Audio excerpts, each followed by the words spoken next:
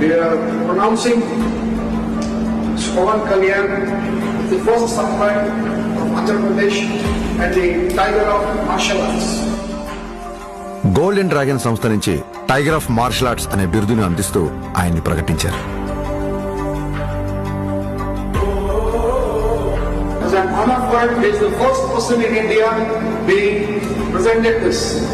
సోగో బూడో కాంటకే సంస్థ ద్వారా 5th don గౌరవాన్ని సోకే మురమత్సు సెన్సై నేతృత్వంలో టగేదా షింగన్ సమురాయ్ పరంపరలో పవన్ కళ్యాణ్ గారికి స్థానం కల్పించారు.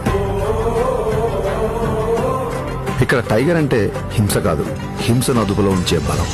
బలం అదుపులో ఉండాలని చెప్పడమే ఆ బిరుదు యొక్క అర్థం.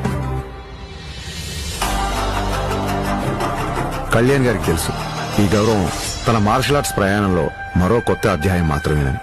ఈ గౌరవం, గుర్తింపు ఆయన బాధ్యతను మరింత పెంచాయని చెప్పక్కర్లేదు. తన నమ్మకం ఒక్కటే, ఓ దేశపు సంపద అంటే నదులు, ఖనిజాలు, అరణ్యాలు మాత్రమే కాదు, కళలతో, క్రమశిక్షణతో తయారయ్యే యువత. అటువంటి వారే వికసిత్ భారత నిర్మాణ రూపకర్తలు. దృఢమైన శరీరం, చురుగైన బుద్ధి, బలమైన వ్యక్తిత్వాల వైపు దేశ యువత నడిపించడమే తన లక్ష్యం. జై హింద్, జై భారత్.